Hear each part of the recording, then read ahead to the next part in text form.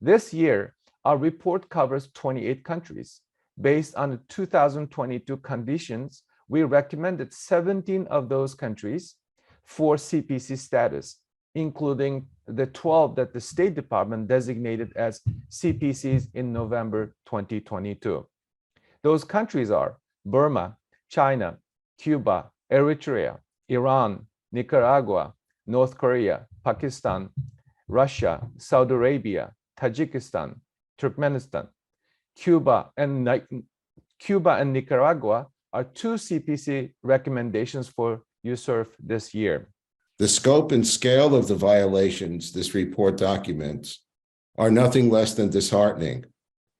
Against the backdrop of authoritarianism that is rising globally, USCIRF continues to be extremely alarmed by the Chinese Communist government's repression of religious freedom, both within and outside China.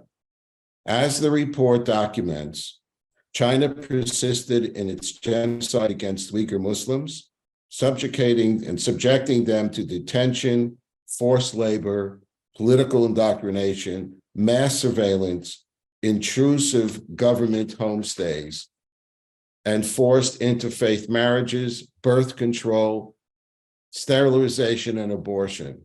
China also has severely restricted religious freedom for Tibetan Buddhists, as well as members of Christian communities, Falun Gong, and the Church of Almighty God. The report also documents China's targeting of ethnic and religious minorities, human rights activists, and others living in the diaspora. In addition to this transnational repression, the Chinese government and state-owned entities have hired former United States officials and former members of the United States Congress to lobby on their behalf, undermining religious freedom and related human rights in communist China.